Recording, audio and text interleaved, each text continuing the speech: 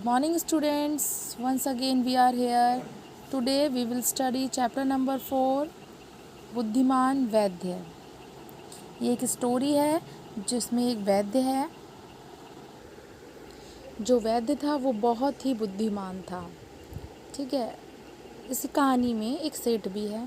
ठीक है, और सेठ जो है वो बहुत ही ज़िद्दी है, बदपरहेज़ी करता है। बदपरहेज़ी मतलब खाने पीने में ना उसको ध्यान नहीं रखता, जिस चीज़ को उसको मना किया जाएगा वही वो खाता है, जिसके कारण उसे जवानी में ही, यंग एज में ही खांसी हो गई है। ठीक है, और खांसी की वजह से वो परेशान रहता है। घरेलू इलाज से खांसी ठीक नहीं होती भी कैसे, क्योंकि वो रोज़ खाने में दही खाता है। लेकिन सेठ एक दिन भी दही के बिना नहीं रह सकता, जबकि डॉक्टर और वैद्य कहते हैं कि भाई खांसी जो है तभी ठीक होगी जब तुम दही छोड़ दो। सेठ बहुत धनवान था, इसीलिए वो अच्छे अच्छे डॉक्टर्स, वैद्य, हकीम सबको दिखा चुका था। ठीक ना होने के कारण उसका रोज़ दही खाना था। लेकिन सेठ को कई लोगों ने समझाया, पर वो मान ही नहीं रहा था, किसी की समझ में ही नहीं आ रही थी उसकी बात।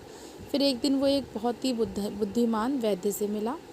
वह सेठ का इलाज करने को तैयार हो गया। सेठ बोला, वैद्य जी एक बात मेरी पहले भी सुन लो, मैं दही खाना तो छोड़ नहीं सकता।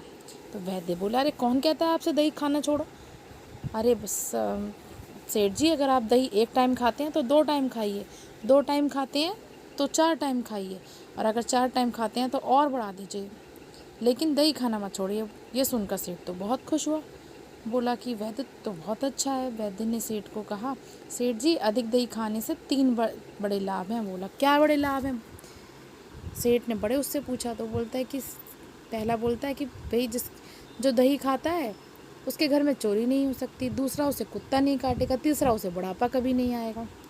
अब सेठ ने बड़ा दिमाग लगाया, ध्यान से सुन तो ली बात, लेकिन समझ में नहीं आ रही थी कि ऐसे कैसे हो सकता है। आखिर हार कर उसने वैद्य से पूछा कि आपकी बात मेरी समझ में नहीं आई। वैद्य ने कहा, देखो सेठ जी, दही खाते रहने से खांसी कभी ठीक नहीं होगी, जिसके कारण आप दिन रात खांसेंगे, और जब आप खांसते ही रहेंगे रात में भी, तो जब कभी चोर आएंगे तो चोर सोचेंगे कि कोई जाग रहा है, तो जब कोई जाग रहा है तो फिर चोर कैसे उसके यहाँ चोरी करेगा। सेठ बोला, ये बात तो आपकी ठीक है। फिर उसने कहा, दूसरी बात ये है कि आप अपने आप को देख लीजिए, खांसी हुई इससे आप कमज़ोर हुए, कमज़ोर होने की वजह से लाठी लेकर चलते हैं, और जब आप लाठी लेकर सड़क पे चलेंगे तो कुत्ता कैसे आपके पास आएगा, और जब वो पास नहीं आएगा तो वो काटेगा कैसे। हाँ, सेठ जी चुप। थोड़ी देर बाद उन्होंने कहा, तीसरी बात बोलो। तीसरी बात बोली, देखिए साहब, तीसरी बात तो बिल्कुल साफ है। सोचो, कमज़ोर आदमी कितने दिन जी सकता है? खांसी में दही खाने वाला आदमी तो जवानी भी पूरी नहीं कर सकता, फिर उसे बुढ़ापा कैसे फटकेगा? अपनी बात कह करके वैद्य तो चुप हो गया। वैद्य अब क्या था, वैद्य की बात सुनकर सेठ पर बहुत गहरा प्रभाव पड़ा। उसे अपनी मौत सामने दिखाई देने लगी। उस दिन से सेठ ने कभी दही नहीं खाया, और मौत के डर से सेठ ने दही खाना जैसे ही छोड़ा, धीरे धीरे उसकी खांसी भी ठीक हो गई। तो कैसी लगी आपको ये कहानी स्टूडेंट्स?